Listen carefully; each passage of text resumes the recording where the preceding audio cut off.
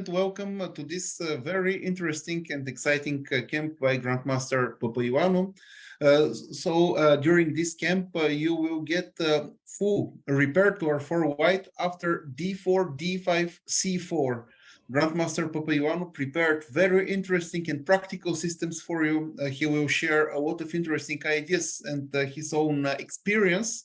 Today, we start with the first lecture about the Slav defense. The Slav defense will be examined in 2 lectures. So tomorrow we continue with this opening as well. The lecture will last as usual 90 minutes.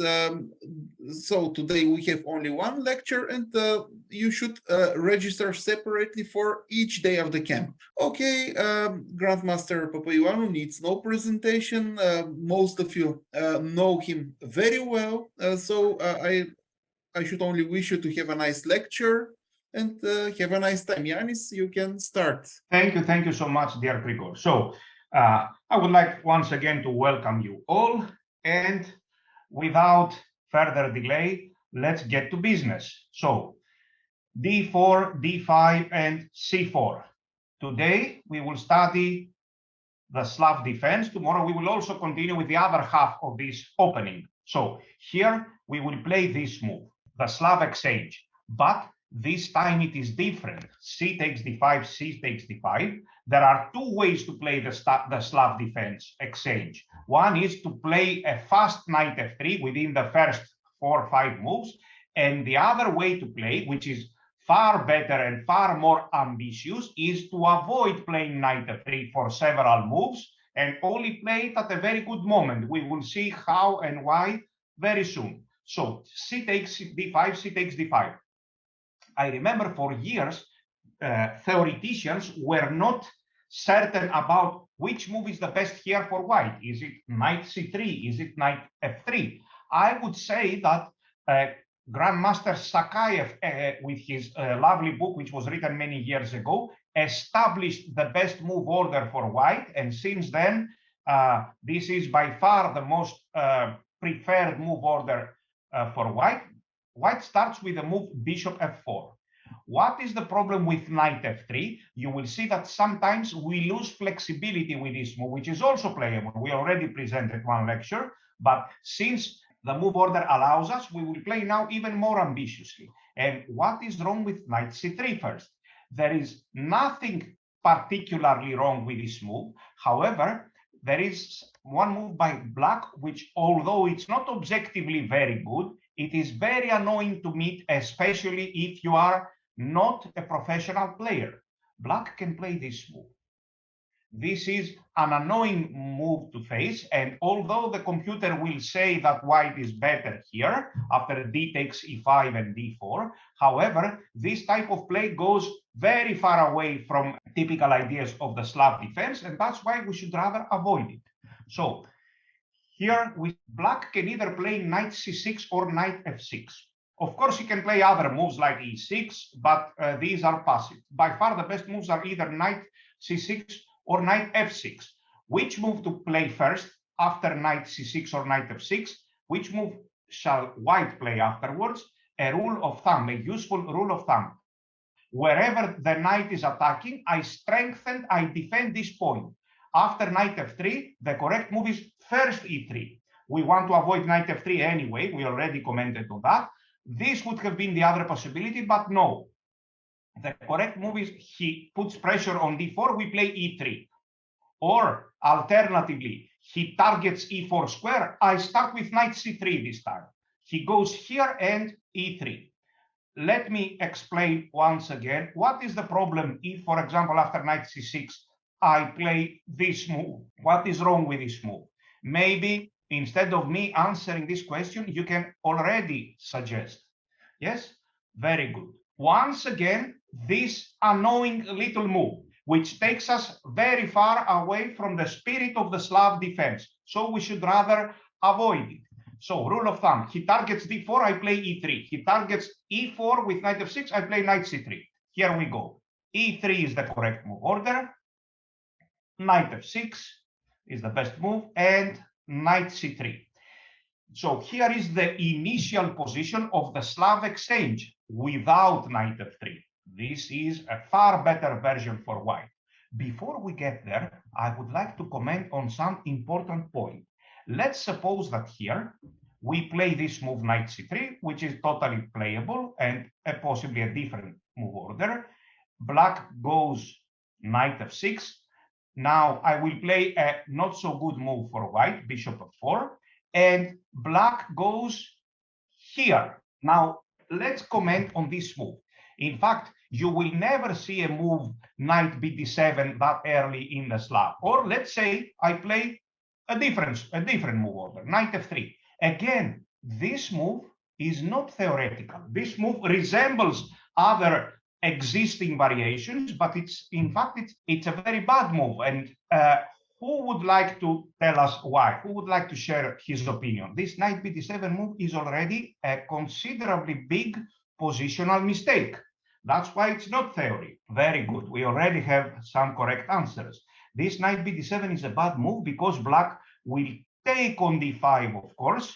And for example, c takes d5 and bishop f4. And this knight is very badly placed for the fight that will take place along the c line. Black should be able to block this line with his knight on c6. So this knight bd7 move is very problematic. It's a clear mistake after c d5. If black takes with the knight, now we may consider taking here or play e4. Of course, now white is already better. He occupies the center. So this c d5 move is a mistake. For example, after bishop f4, let's say he goes knight f6. We go here. This is already a big mistake. There is no knight b5. This move is almost winning, but queen a5 check. But white will continue with a3, and he will have a big advantage. We will see a very interesting game coming from this move order. So, yes, bishop f5, there is a bishop f4. There is some question about bishop g5 too, yes, but the best move is simply bishop f4. So, here we go. c6, we take it. We play bishop f4. He chooses one move, let's say knight c6. We play e3, strengthening this d4 square. He goes knight f6, knight c3, the initial position. Now, which moves are the best here and which moves are the worst?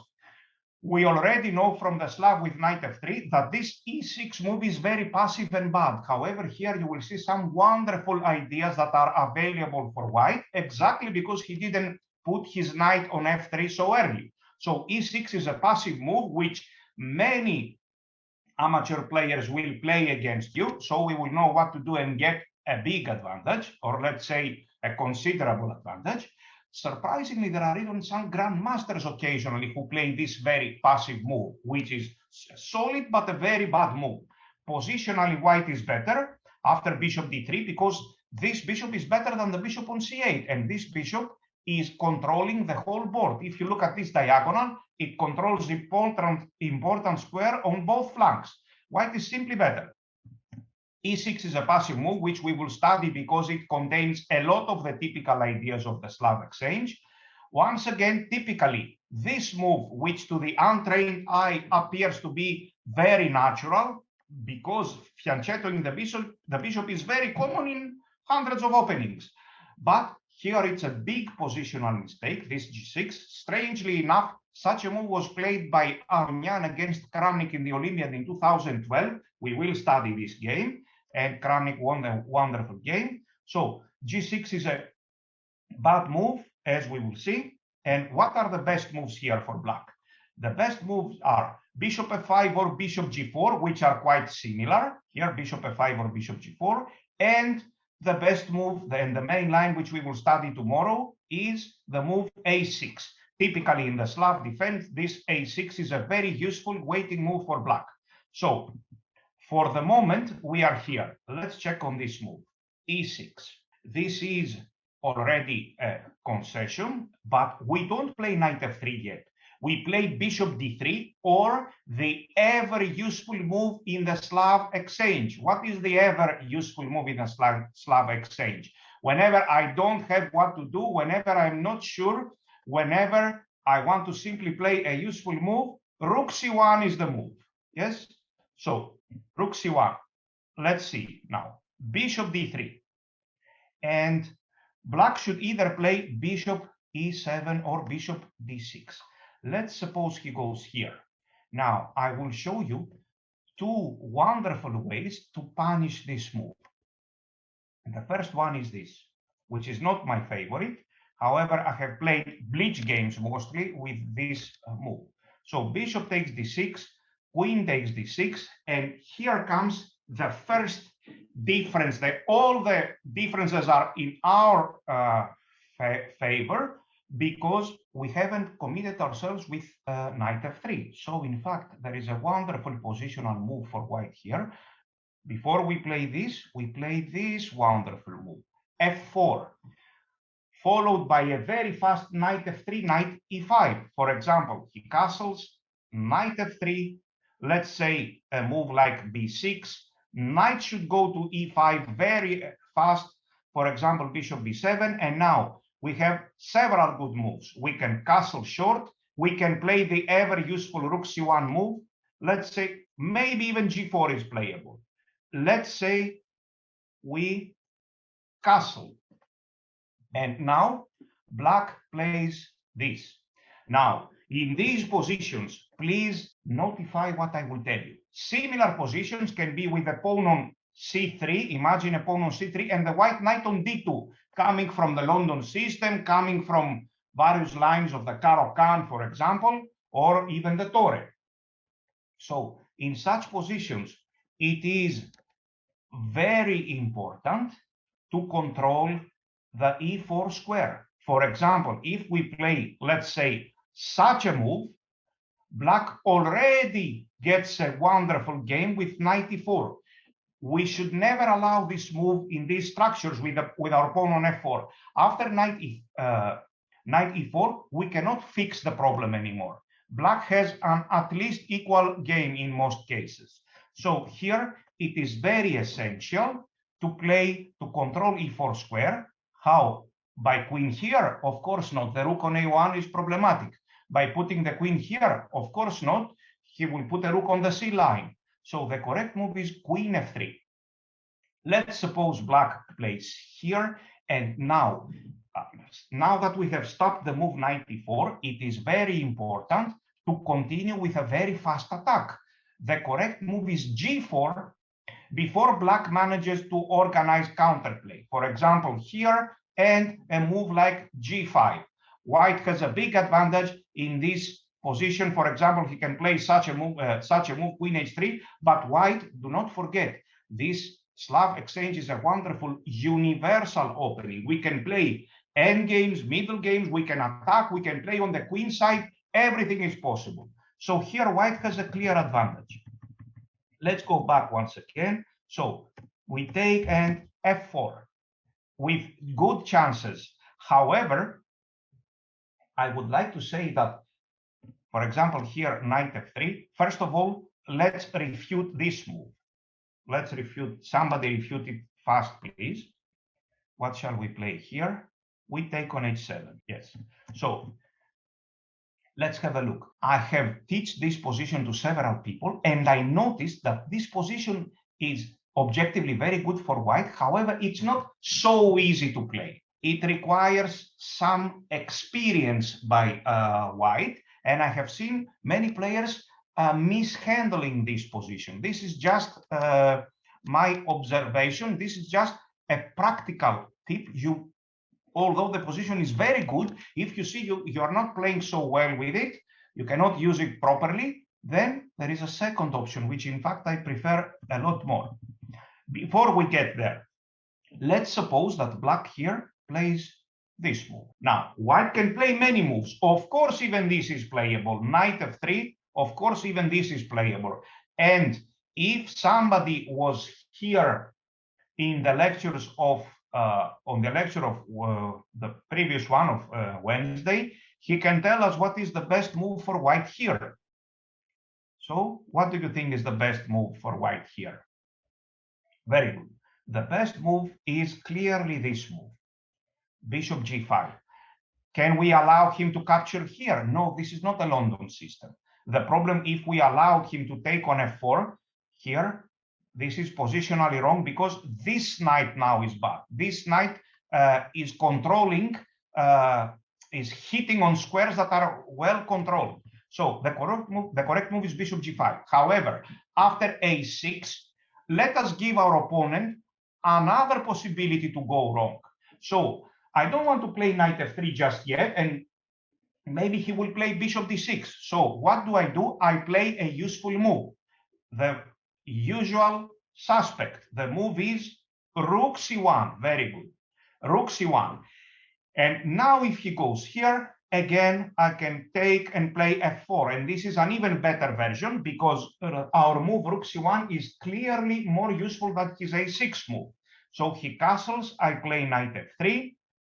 When we play rook c1, we are never afraid of this move. If you remember, after knight b4, we play bishop b1. This is called, I repeat once again, parking the bishop. This is an important, very important chess principle. So the bishop stays on b1, and this knight on b4 is totally irrelevant.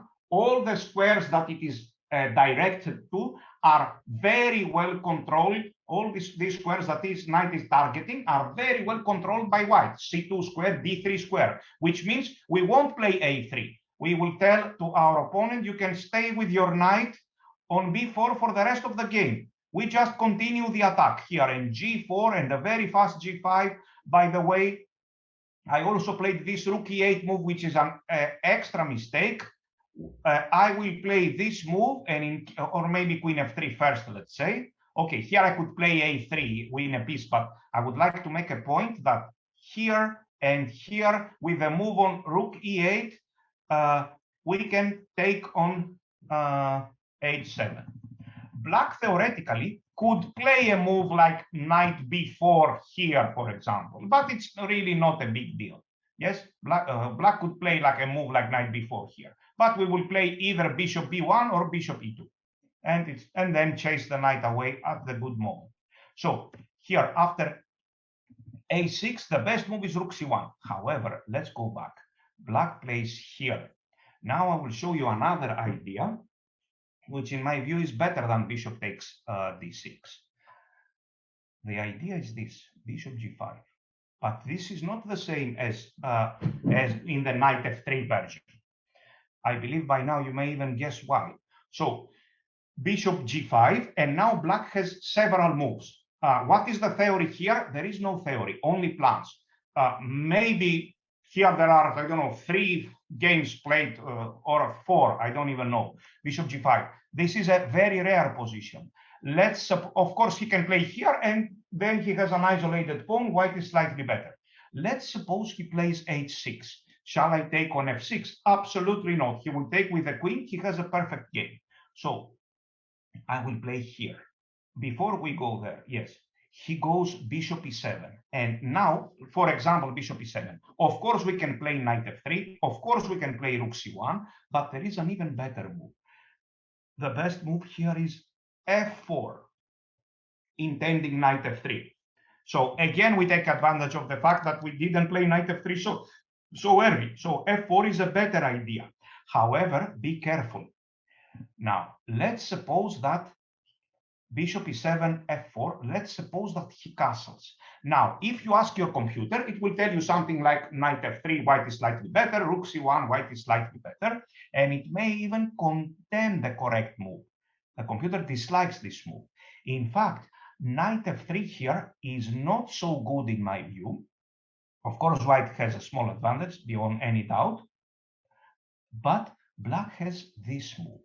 And I don't like it, but his knight will end up on this very useful square, knight d6, for example, here. So now all these moves, d4, e3, f4, I don't really trust them when black has a knight on d6. So, in fact, we need to go back and see this. Whenever black is threatening knight e8, then it's the moment to capture the knight. For the moment, this move is very good, f4. And we are not afraid of this. No. You see, now we take it. And knight f3, castles, castles. So now we see his knight from d7 is not really going anywhere. This is the wrong knight. This knight is not going really anywhere. It should have been here. So let's go back. We play bishop g5. He can play various moves here. First bishop e7 or first h6 or first castle. Let's say he castles. We play f4 and he goes here. Once again, he is threatening to play knight e8. So the correct move is this. Bishop takes f6, bishop takes f6, and finally knight f3. This is, in my view, the best version for white. I clarify that the computer does not really like this way of playing, but as much as other ways. But for humans, it is clearly the best. Now, black doesn't really have counterplay. For example, black can play a move like h6, and now, again, we can play several moves. We can play rook c1. We can castle short, or we can start a direct attack on the king side. For example, this move is playable. h4 and g4, g5 is coming. This is positionally justified because the center is closed. For example, black plays a move like this, and now we may even consider such moves. I don't believe they are working just yet, but g4 intending g5 with a very strong attack, and our king is quite safe in the center. So here, let's say he plays a6. h4 is a very strong move. Castle short, if you want to play a kind of quieter game. Rook c1 is very good, and even g4 is a very good move. Even this move, g4, is very good because we are really not afraid of this check. We can play here. I am afraid to say that the computer also suggests sometimes this move, but I don't want to play chess like this. So king f1 is good enough. Now we are threatening g5 to trap the bishop. He needs to go back, and then we continue the attack with h4. Let's say that all of a sudden he plays here. Now, maybe we can just take on f5 and play a move like queen b3. However, we can just take. Strategically speaking, even if we play here, white is better. We are blocking the king side. Yes, this is correct. However, now both players will play on the queen side, but our situation on the king side here in this blocked flank is very advantageous for white. Now, of course, such a move is hardly a threat because this bishop on d3 is bad. But in order for black to achieve this, he had to play d5 and f5 and all these moves, and he has now many weak squares. So, for example, here, in my view, let's say a move like king g2 or king f2, white has very good chances for a nice advantage. The pair of bishop is kind of irrelevant here, and white is better. So many ways to play. We just need to choose the right moment to take on f6. And when is this moment? When our opponent is threatening knight e8. So he starts with this move, no threat yet. I go here. He castles, I don't see any threat, f4. He plays here, bishop takes f6. I see a move like knight e4 at some moment, suggested by some players. It is something possibly playable. That's the answer. So here we go. After h6, bishop h4 and castle. f4 is the move. For example, here we take on f6, and once again, knight f3. Black has an extra move h6, which is possibly a target. Yes, such moves are hardly ever a problem. We play a move like queen e2 here, maybe even queen d2. And let's say he plays this move. What is the theory here? There is absolutely no theory. It's only plans. We can play moves like rook c1 or h4. If you have some other interesting suggestions, you can even analyze for yourself a little bit. Yes, you all have computer. Here we go, f4 and knight f3. Now, we are back once again, and let's study some games with this structure. So, with e6, let's see, please focus on what is really important, the games that I'm showing you. So, let's start with this game first. Let me locate it here.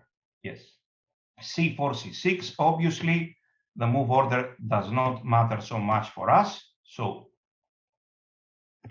knight c3, knight f6, cd5, cd5, bishop f4, here, e6, e3, here, bishop d3.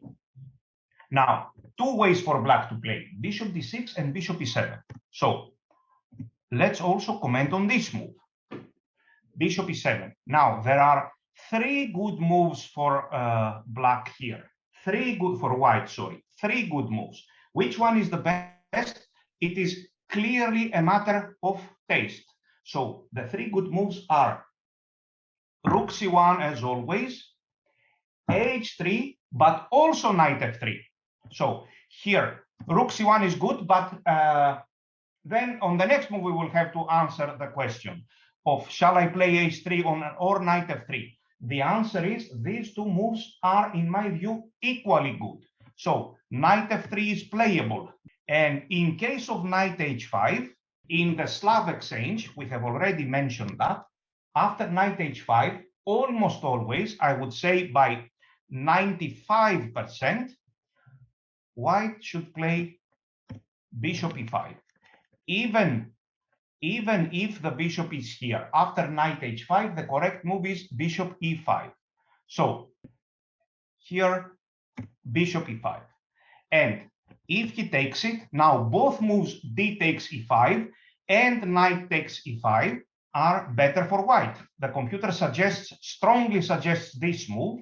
We are already threatening g4, of course, to win a piece. And after this move, we can continue with short castling because, as we have said, this is universal opening. We control important squares. White has an advantage. However, even this move is playable. Knight takes e5. For example, knight f6, we castle, or we play f4 directly. Let's say we castle, he castles. Now, we can focus on the queen side. White has a very nice advantage. We can focus either on the queen side or on the king side. So a move like rook c1 is anyway very useful. And let's suppose he plays b6. I wouldn't play knight c6 here, even if it is possibly the first choice of the computer. Who will suggest what we can play? Let's think of one or two good moves here. One obviously very good move here is, of course, f4. So this is not a good move in my view. One very good move is f4. Black will play here. Black is clearly threatening knight e4. We need to play queen f3. And now we have two ideas in this position. We can play g4 and g5 if we have enough time, or we can even play this f5 move directly. For example, if bishop b4, you will see quite often this move, f5. Again, white, although black can play the move knight e4 at some moment, again, white has a big advantage. For example, takes, bishop takes. Here, we can take with a rook, even with a pawn, and we have a very strong attack regardless of this knight e4 move. So let's go back. Rook c1, b6. We can play f4. However, there are also other available moves. We can also start playing on the queen side. Which one is the best? They are objectively about equally good in my view. It is mostly about style. So a possible move can be queen a4, or even better, queen to e2. Queen e2, for example, here we can play a move like bishop a6. Now we are not so much worried about this move anymore. Yes, this move is a worry for us if our pawn is on f4. So we can play a move bishop a6 with some advantage for white. Who can suggest another good move here for white? We may even consider knight b5, but you should also consider simplicity. White has a very, very nice and simple idea here to play for a risk-free advantage. Who will tell us, please? In my view, instead, now I would have to consider bishop a6. Which one is better? I don't know. We are out of book, I would think. Yes, bishop a6 is good. And indeed, a very good move for white here, and possibly the move that I would play is rook c2. Rook c2, intending to simply double the rooks with rook f to c1. Black cannot follow so easily. He has one rook here. Yes, but we have two rooks. There are some tactics involved. There is this idea to target the queen side. and white has a nice advantage. So bishop a6, you see, this is a risk-free game. We are clearly have a lot of winning chances here. So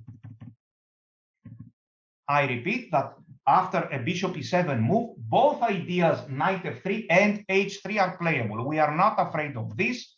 Knight h5, we almost always go to e5. Even if somehow his bishop was here and the bishop g5 move is tempting, we should still prefer bishop e5 without thinking. Always bishop e5. Now, let's consider this move, f6, this idea, let's say. It can be in this position, it can be in a different position, it can be in various positions. For example, let's suppose he castles and we play rook c1, or we castle short. Yes, we cannot memorize everything. That would be totally pointless. Nobody in the world will do that. So let's suppose we castle, and now he plays f6. So we are talking about ideas which are far more important. We will put the bishop here, and he takes, and we take with the h pawn. White is now better because black has weaknesses. Black would very much prefer his pawn to be here. So black can play this move, and now we can focus on the queen side with rook c1, but there is another very good move for white here. I will take candy for my sore throat. I apologize for that. So a very good move for white here would be very nice. I see we have very good positional players among the panel. The correct move is bishop to b5. Very soon we will capture this knight, and all that black has here is weaknesses. Can black play a move like this? Maybe it is possible, but it involves again too many weaknesses. For example, we can possibly take it and bishop b5, and we may have an advantage. So after here, bishop e5, f6, bishop g3, or let's say he castles. We discuss ideas here. Concrete theory is not needed anymore.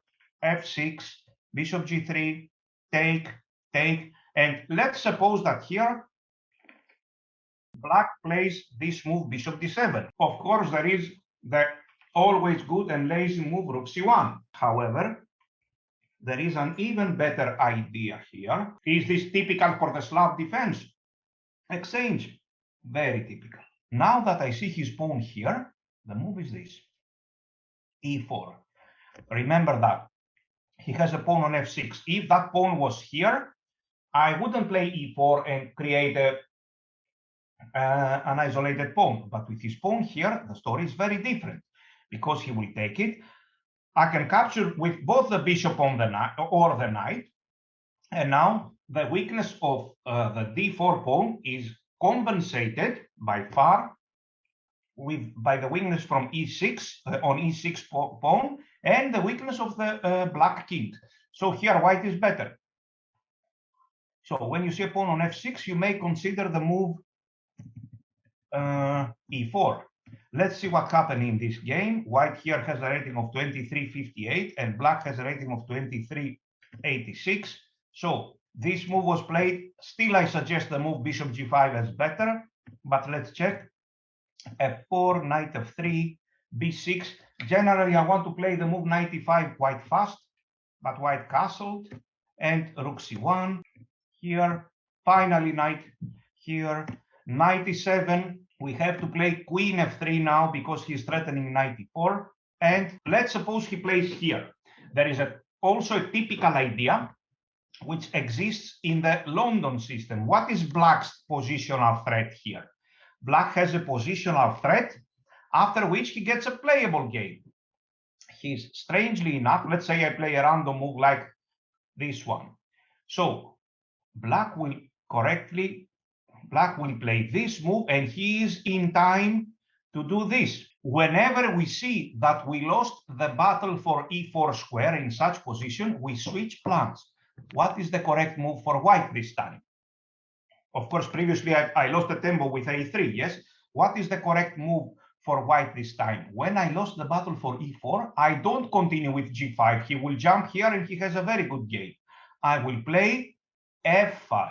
Again, white should be better because this time the weakness of e4 square is less important. Here again, white has some advantage, although I wouldn't play a3 here, of course.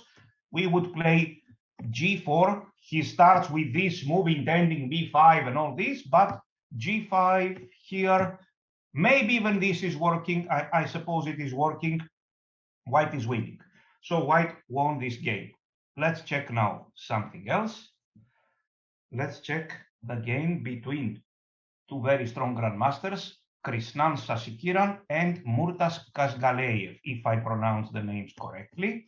So here, e3, e6, you see, surprisingly, such a strong grandmaster with black prefers to play this passive move.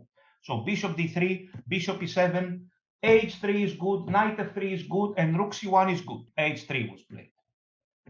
He castles. Now, knight f3 is good, and rook c1 also. So knight f3, a6, we castle. And here we go. We have a nice advantage. Black plays b5. And now we have one of the most basic positions, one of the most basic ideas of the Slav defense. When black plays a6 and b5, I look around, maybe I have some tactic or some attack. If I don't have, then my move is always a4. Even if my last move was this for some reason and he goes b5, I change plan again and I play a4.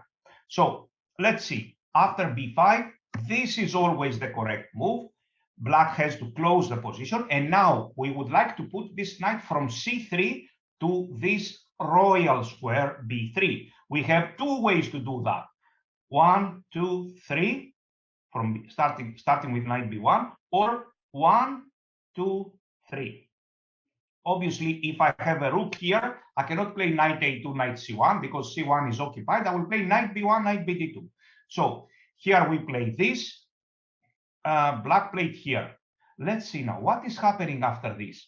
After this move a5, intending bishop a6, we play knight bd2. We ignore the supposedly big positional threat of black exchanging his worst bishop from a6.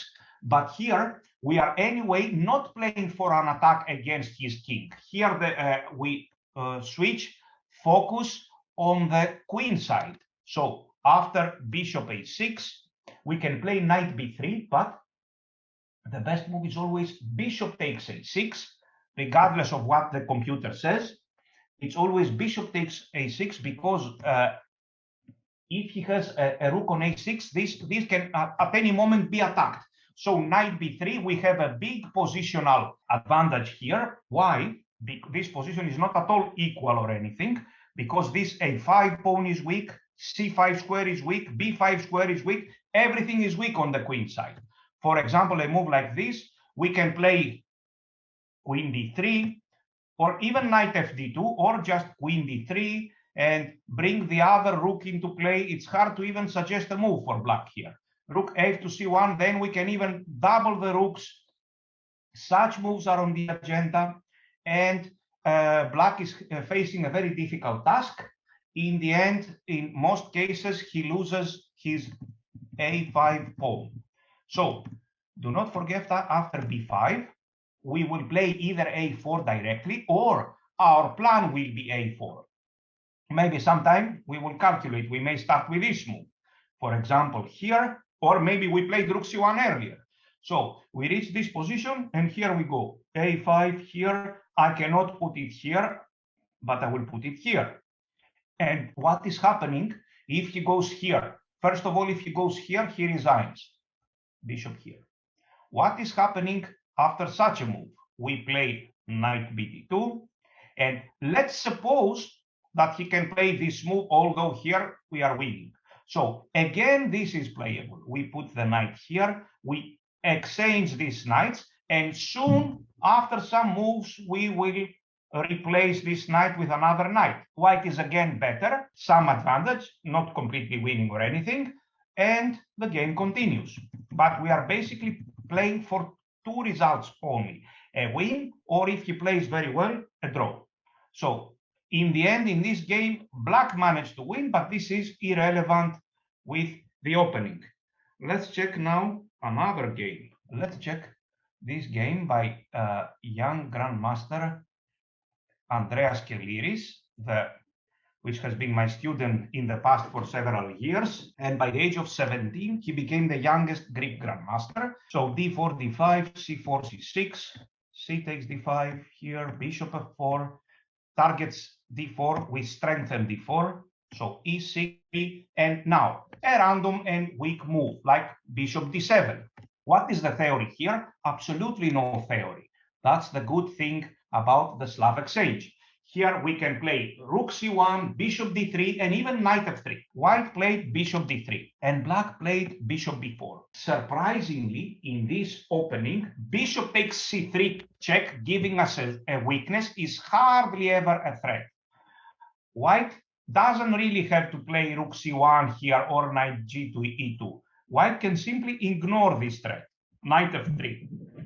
Even if black manages control, let's check, to control this c4 square and supposedly not to allow us to push, again, white has a huge advantage. At this moment, we can even maybe ignore the pawn and play such moves, intending even queen g4, because we have a nice advantage in development. However, we can even play such moves, and all these moves here, knight c4, are totally irrelevant. We can play a move like queen e2, or we can even take it because he has lost so much time.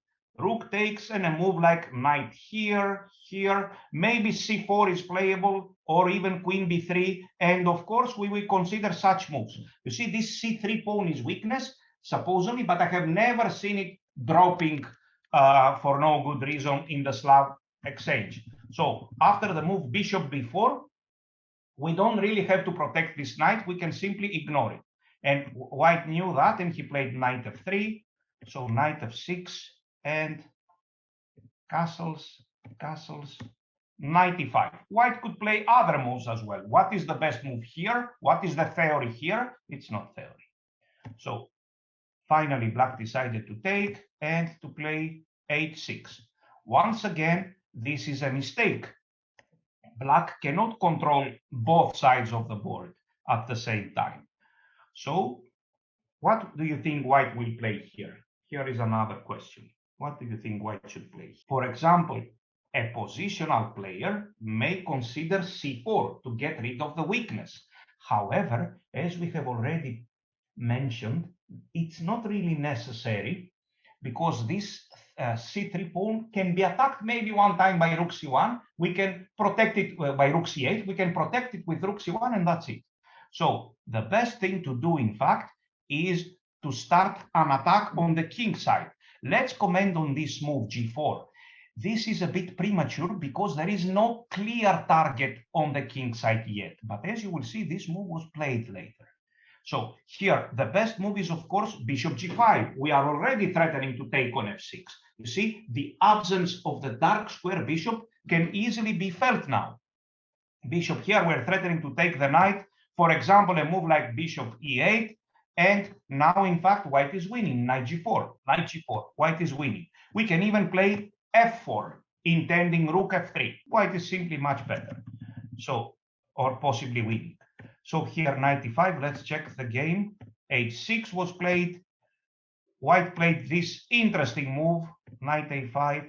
And all of a sudden, now that there is a target on the king side, white played a couple of moves here.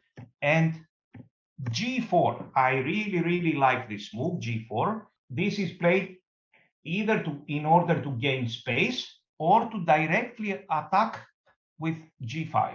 So here there is, of course, the idea of g5, h takes g5, bishop takes g5, and then king h1 and rook g1 is coming. Let's see what happened. Black played this, stopping g5. But for example, after a move like b5, we see, first of all, we see two things. c3 pawn is really not a weakness. It cannot be attacked a second time. And then here we go. The other thing that we see is that black has abandoned his queen side. So here the correct move is, okay, knight g4 is also winning, but the correct, let's say, concept is king h1 and rook g1 is coming with a very fast checkmate. So indeed, a move like g4 can be considered, especially after h6. You will see the rest of the game in the game session. Now, one last but important game is this one. Just a second, by the same player, this one. So this was played many years ago in 2013, 10 years ago. Two very good young players were playing. So bishop f4, e6. All these moves are playable, but passive. But now let's look at one minor difference. So white plays knight c3, next move is e3, bishop d3, maybe even knight f3. Let's check now what happens. Black played bishop d6. We need to take it now. Queen takes e3.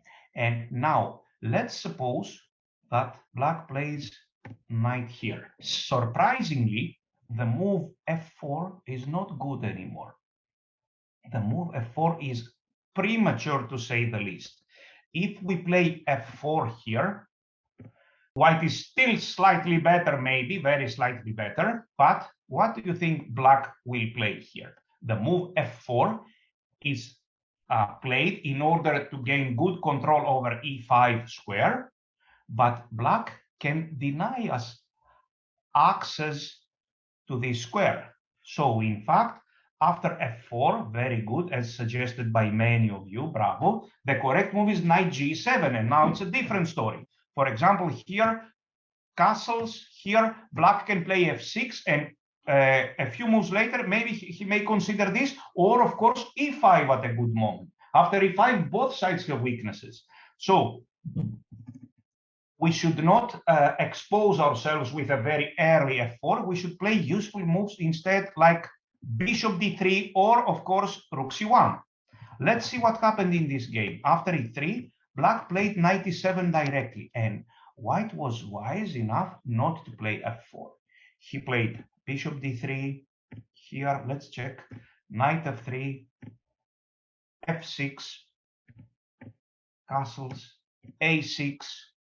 This a6 may not have been necessary, but anyway, castling short won't change too much. So a6, and here comes the correct move. We have already commented on the correct idea. So what is the correct idea? When we see this f6, e6 pawn duo, generally, we should not allow him to play e5, and very good, you found it. The correct move is e4. Let me tell you what is the perfect method. The perfect method for white is, for as long as he can, to indirectly stop black's e5 advance. For example, let's suppose that we calculated this move, rook c1, is a useful move, and if black goes e5, we calculated that we are winning by force. Take, let's say bishop e4, we calculated, yes, bishop e4 here, bishop e6, and knight g5, and we calculated something. So the best, the most healthy, if I may say, the most healthy way to stop this e5 advance is indirectly. But if we are not sure, well, we stop it indirectly until the moment we cannot stop it indirectly, and then we stop it directly with e4. So here, objectively, a move like rook c1 theoretically would have been the best if we assume that e5 is not playable. But if we are not sure, if we don't want to risk anything, this is the best move. Castles, and we keep the tension. Rook e1, rook c1, you see? And now the weakness on d4 is much less important than the weakness on e6. Let's see what happened in the game. f6, castles, a6, white played e4 directly.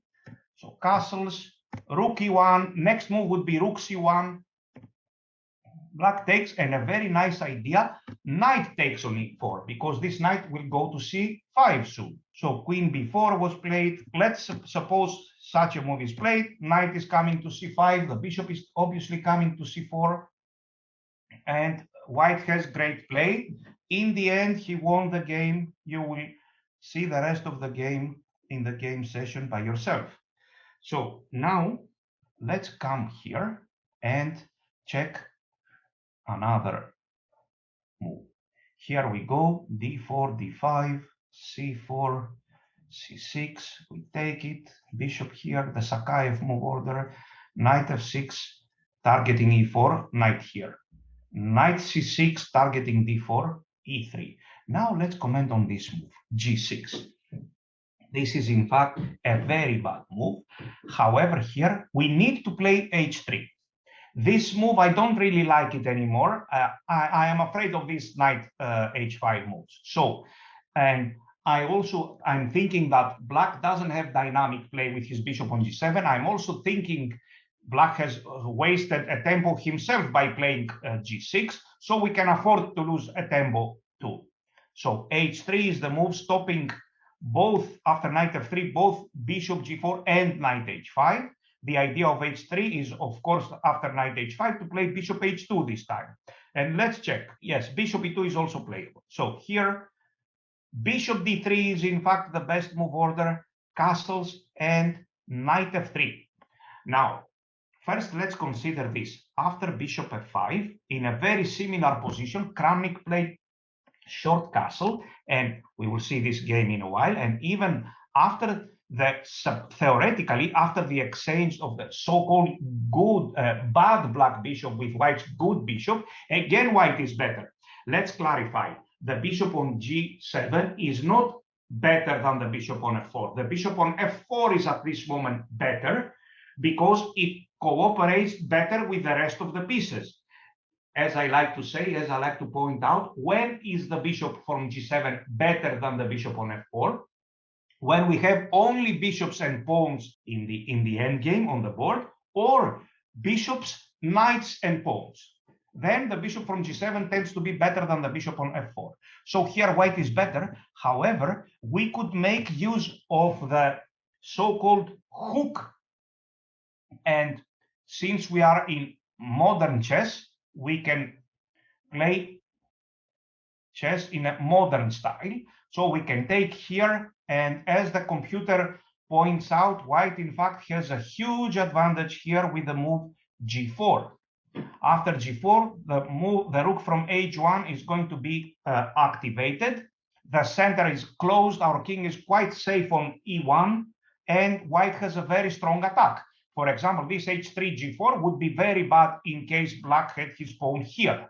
Black is solid enough for several moves, and this g4 would be very illogical. But here, with a so-called hook on f5, white's play accelerates very much.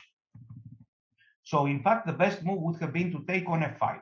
Let's comment now on this move. Let's suppose that black plays here. We castle or rook c1. Of course, this is no threat anymore. Bishop h2, totally pointless. Let's suppose that black plays b5. So in this normal looking position, in fact, white has a huge advantage. And the reason is that white has two much better bishops than black. This bishop on c8, which will be put on b7 eventually, or on d7, is a very passive piece. And of course, the same can be said for the bishop on g7. So to the untrained eye, such a position appears to be normal. We have equal material. Black has even gained some space, but this is totally wrong. So after b5, we will either play, we know already, a4 directly, or rook c1 intending a4. So a4 gives white a huge advantage.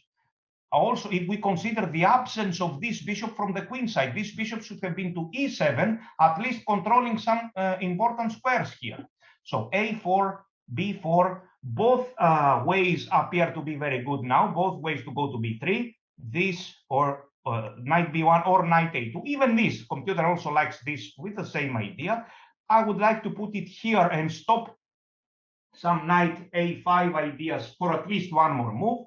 Let's suppose he plays here. As we have already commented, we are not afraid of the exchange of light square bishops, so the correct move is this. For example, he goes here.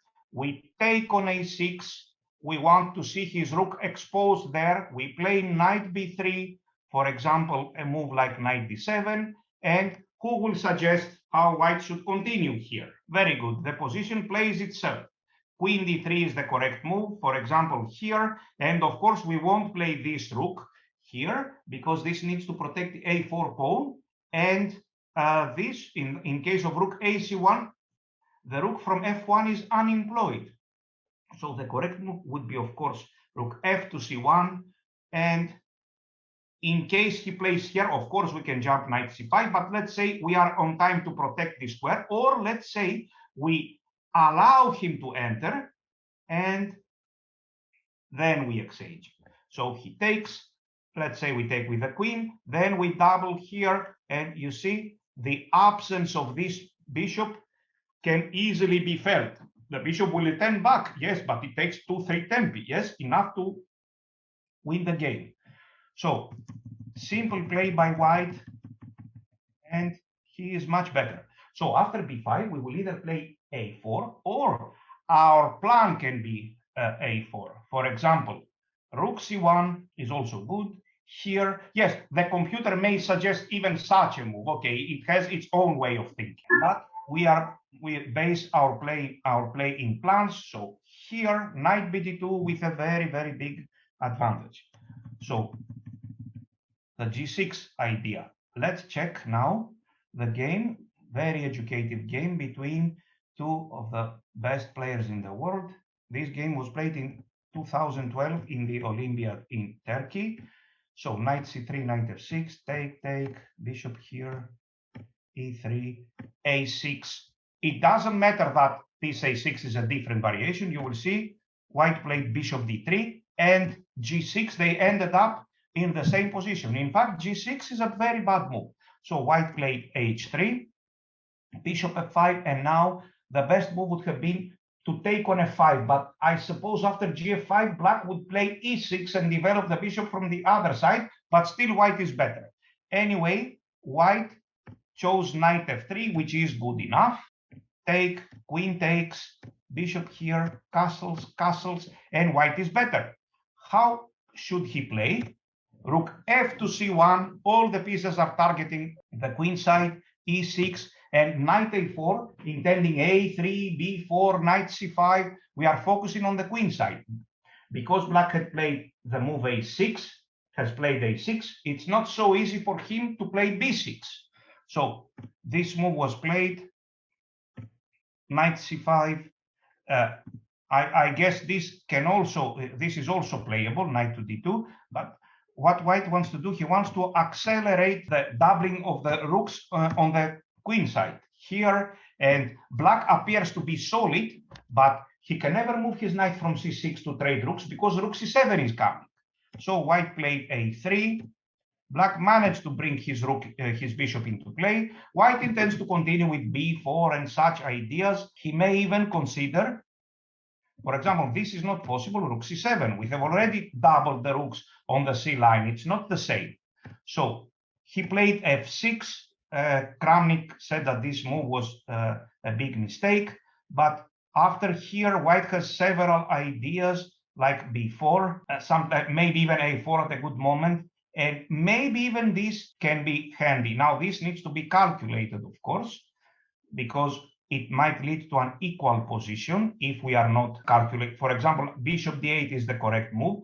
Here, again, white has a permanent advantage. White occupies the only open file. There is no way that black can ever oppose rooks on c8, and white has a stable and good advantage. Even such a position is good enough to play for a win.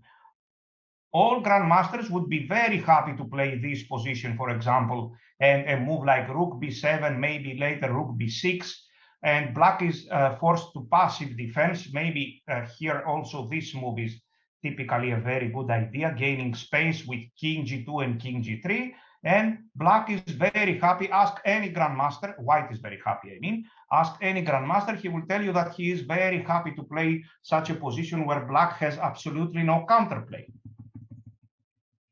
So here, after f6, very logical thinking by Kramnik. Now black has weaknesses, but our knight on f3 is not good anymore. So immediately he transfers the knight to the other side.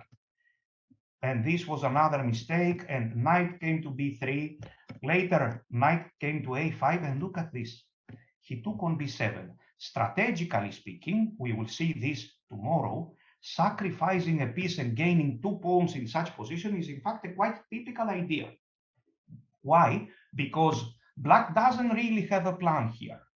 White's plan is very simple, to start pushing the pawns. Black doesn't have, he has an extra piece, but he doesn't have a plan. His pieces are hanging, and Kramnik calculated very well, and his calculation continues, and he won the game.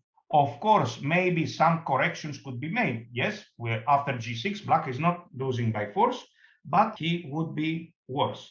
Let's check now another game. Actually, no. Now let's go to this line. In the end, if there is time, we will check also one of my games that I would like to share with you. Now let's go to this line.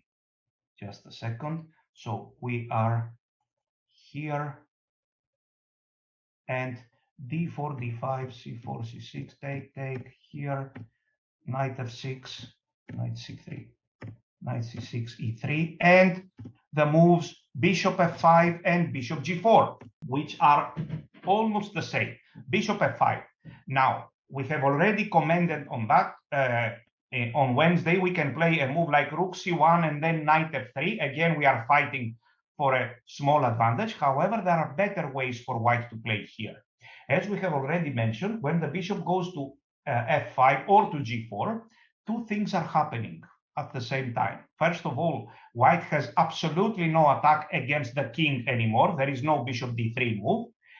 But secondly, this bishop from f5 is absent from the queen side, which means that we should target our play directly to the queen side. So naturally, there are two good moves for white here, maybe even more than two. Maybe rook c1 or knight f3 are also normal moves. The main line is queen b3. However, and we will study this today and a little bit tomorrow also. However, there is another move which I would like to attract your attention to.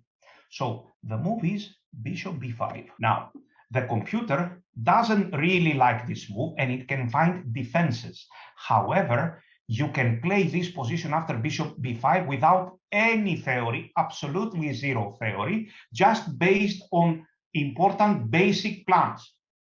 If your opponent plays like a computer, he may end up only slightly worse or maybe even equal, but this is far from easy. So bishop b5, we want to play moves like knight f3 and knight e5, add pressure with queen a4, moves like rook c1. Let's see, bishop b5. Let's check natural moves by black. For example, rook c8, nice and easy.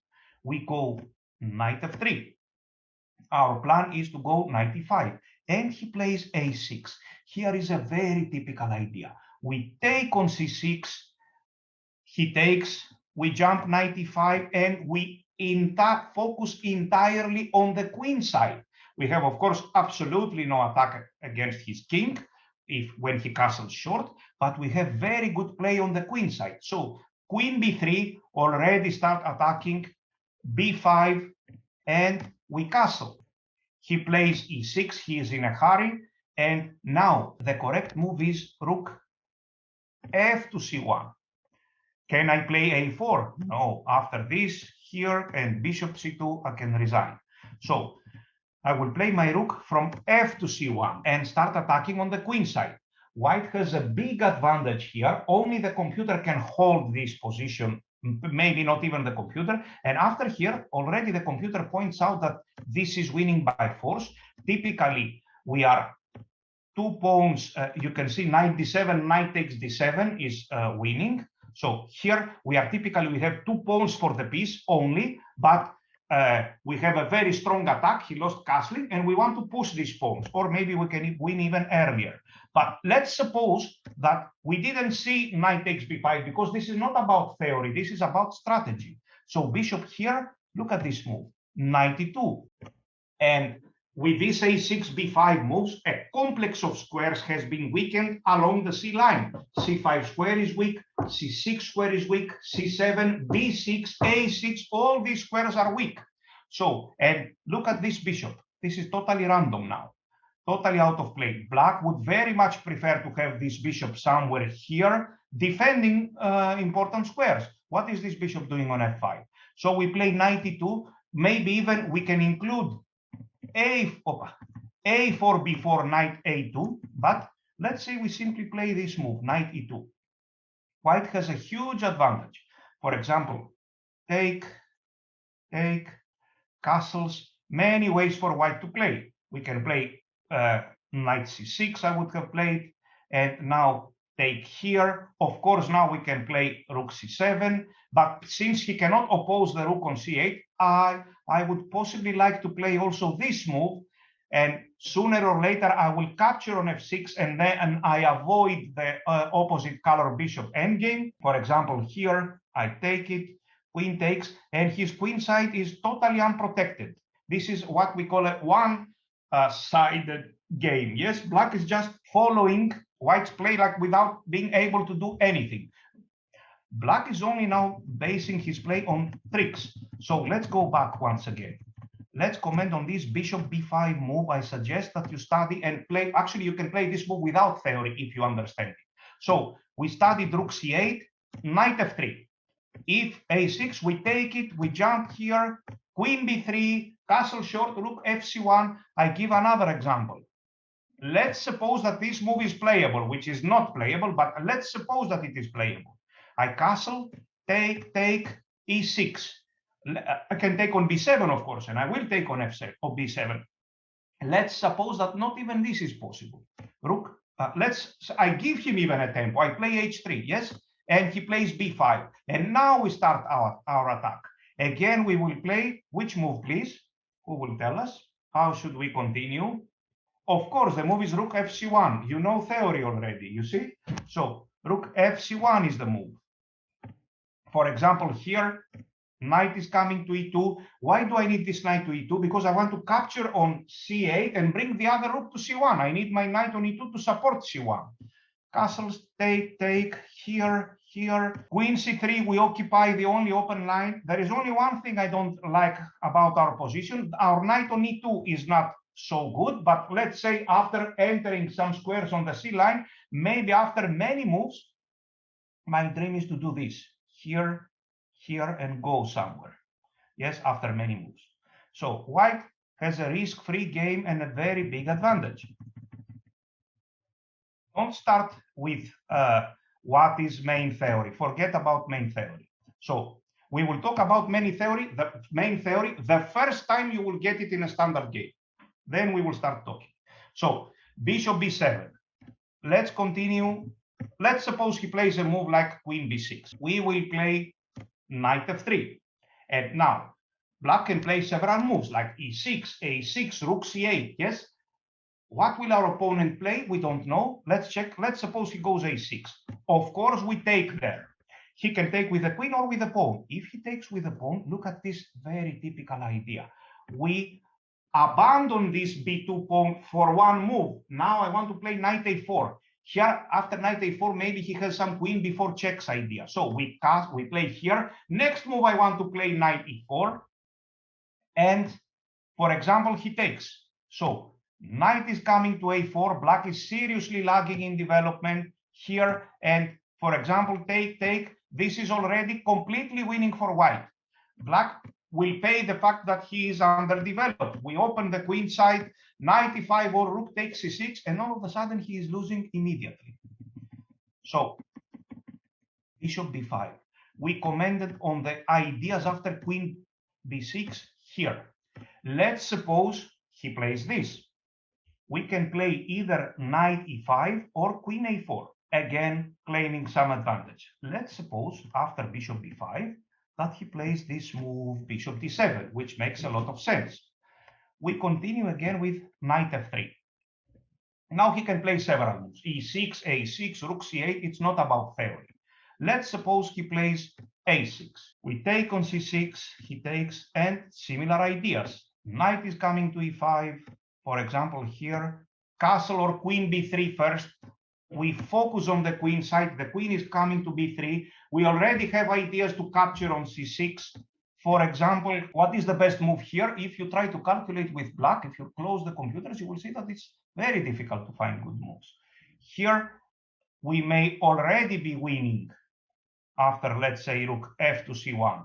He goes here. I can possibly take on b5. Let's suppose that we cannot take on b5. What is the best move for white here? Who will say? Knight takes b5 is objectively the best. So you see, nice and easy, 92. Then we take on c8, we play rook c1, take, rook c1, he goes back. Now we calculate, maybe I have rook c7, maybe I can play this move, knight d3, yes?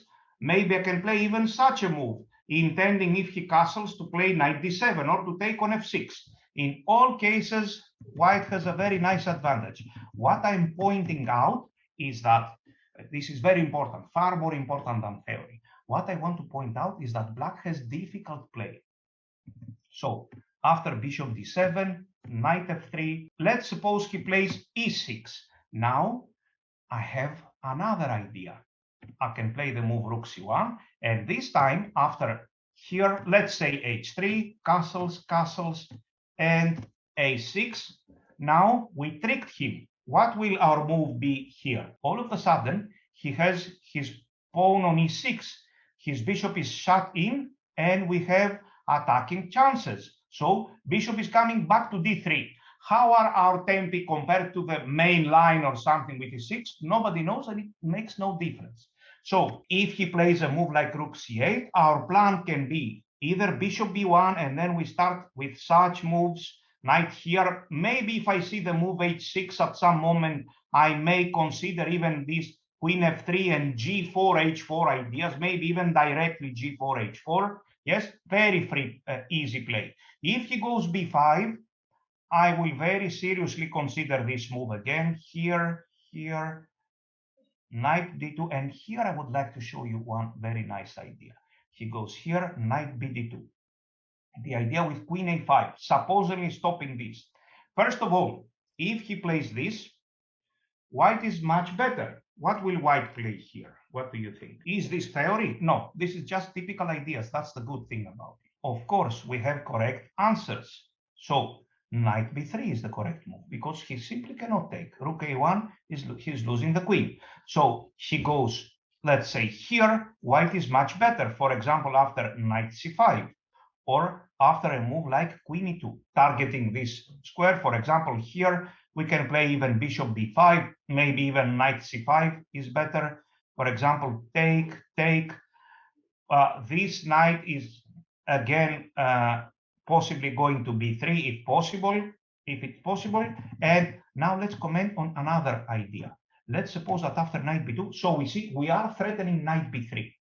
Now he goes here and he's threatening a4.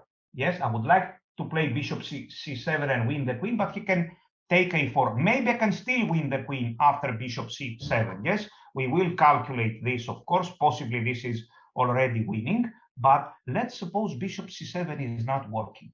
Here is the great idea for white. We will play this move, rook to a1, and then next move is knight b3 again. For example, he goes here, knight is still coming here. We may consider a5, but I believe at this moment it's not so good because it gives this nice square. So we will play a move like queen here, or maybe knight e5 first, and a move like queen here, maybe start attacking here, and white again has very good chances. First of all, after this, we may even consider this move because the rook is already feeling uncomfortable.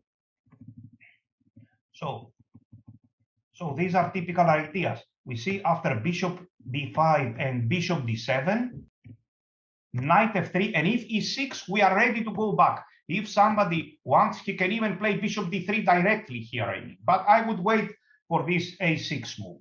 Yes, so again, chances. Now, let's say he plays a6. We already mentioned that. We take it, he takes, we jump knight e5. Maybe if I ask the computer, and the computer plays the perfect moves, maybe he can start with this move.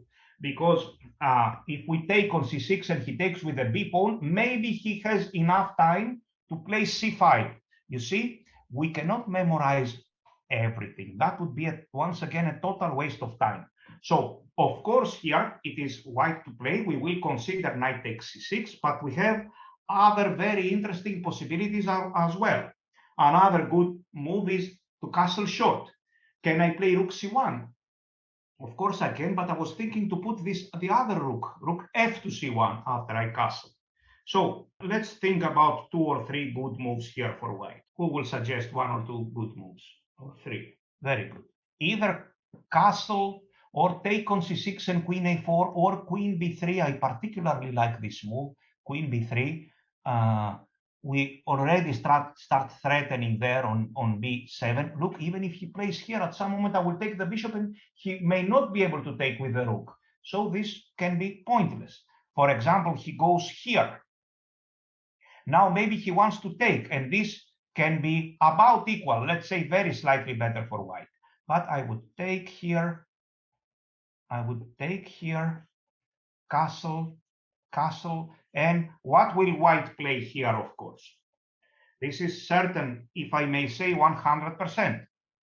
What will white play here? You see, again, black is left with some weakness. The correct move, in my view, is this. Knight here, yes, stopping c5, and now c6 is a nice target. If he goes here, this is pointless. Our queen is coming anyway to this file. I will stabilize with b3. Let's suppose he plays here. No, I'm sorry, but he will not be able to play c5. He will be left with this weakness. We can even play this, or let's say a move like queen here, then double, triple the rooks on the c line. He is left with some weakness, and we keep on playing many moves. See, this is what we call a risk-free game. So bishop b5, sorry, bishop b5. Let's say, once again, rook c8, knight f3. Look, e6. No, there are big problems here. Knight e5. And here, look, supposedly I'm making good moves for black, yes? And yet he ends up in trouble. So this is exactly what we are saying. Your opponent needs to know exactly what he is doing. So pay a lot of attention to this bishop b5 idea without theory. Tomorrow we will see the idea of queen b3 with more theory. So here white is simply winning. Very good. As pointed out already by one of the players, bishop here is winning the exchange. Yes, game over. So difficult moves for black. Can the computer defend? Absolutely, yes. But can our opponent defend? That's a different story. Let's suppose now we examine various moves already, and they all look like each other. Let's suppose he plays e6. What will the move be most likely here? What do you think? It's going to be, once again, either queen a4 or knight f3. Knight f3. Is bishop g4 possible? No, bishop g4, black would very much like to play bishop g4, but after here, we go very fast here, and indeed, there is not enough compensation. There is some, but not enough. So after knight f3, let's suppose he plays this, but knight is coming to e5, or even this. Oops, we are threatening to take on a7. Look, here he lost. Take here, b5, I take the rook. So very difficult defense for black.